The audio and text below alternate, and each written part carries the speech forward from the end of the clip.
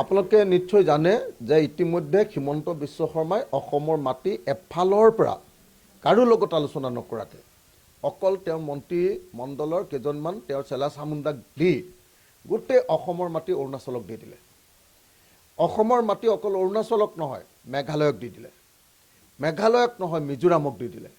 এতিয়া যেতিয়া আমাৰ নিজৰ সাংবিধানিক সীমাৰ ভিতৰত অৰ্থাৎ আমাৰ সংবিধানে যিটো সীমা অসমক দিছিলে তাৰ মাটি এফালৰ পৰা যেতিয়া অৰুণাচলক দিছে, মেঘালয়ক দিছে, মিজোৰামক দিছে আৰু যেতিয়া এই দুৰ্বলতাৰ কথা বুজি উঠি গ'ল চুবুৰীয়া ৰাজ্যবিলাকে, তেতিয়া এফালৰ পৰা আপোনালোকে দেখিছে এই সমস্যাৰ সমাধান হোৱাটো বাদ দিয়ক, প্ৰত্যেক দিনাই নতুন নতুন নতুন নতুন নতুন নতুন দাবী লৈ আমাৰ চুবুৰীয়া ৰাজ্যবিলাকে অসমৰ ওপৰত অত্যাচাৰ, অসমৰ ওপৰত হেঁচা প্ৰয়োগ কৰা আৰম্ভ কৰা আমি দেখিবলৈ পাইছোঁ।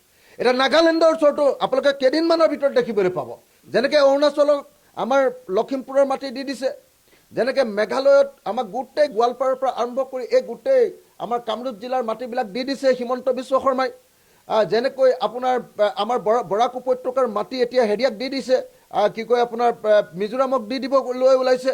ঠিক তেনেকৈ আমি দেখিবলৈ পাইছোঁ যে এতিয়া নাগালেণ্ডেও আমাৰ মাটি কাঢ়ি ল'বৰ কাৰণে আমাৰ অঞ্চলৰ ভিতৰত সম্পূৰ্ণৰূপে কামত হস্তক্ষেপ কৰিছে।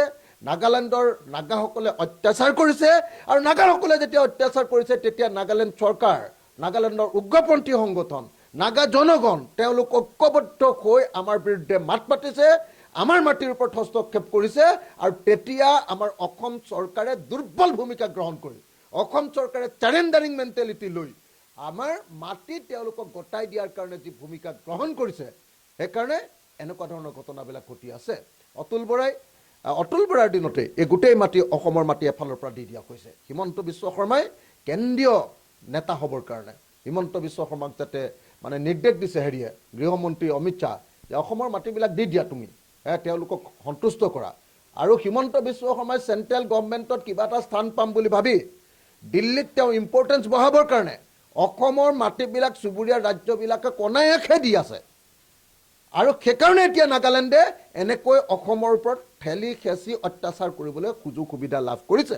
গতিকে এই মুহূৰ্তত মই অসমৰ সীমান্ত সুৰক্ষিত কৰিবৰ কাৰণে, সীমান্ত সুৰক্ষিত কেতিয়াও বিজেপিৰ দিনত নহয়, অসমৰ সকলো সীমাৰ মাটি দি দিছে এফালৰ পৰা, সীমান্ত সুৰক্ষিত নহয়। মই বাৰম্বাৰ এছেম্বলিত কৈ আছোঁ, বাৰম্বাৰ প্ৰশ্ন সুধি আছোঁ, প্ৰত্যেকবাৰে ধৰি আছোঁ, অসমীয়া মানুহে নামাতে, অসমৰ জাতীয় সংগঠনবিলাকে নামাতে, অসমৰ জাতীয় সংগঠনবিলাকক হিমন্ত বিশ্ব শৰ্মা চৰকাৰে মানে দিল্লীকা লাৰু খুৱাই দিলে, তেওঁলোকে নামাতে যে অসমৰ মাটি এফালৰ পৰা চববিলাক দখল কৰি গৈ আছে, এওঁলোকে একো নামাতে।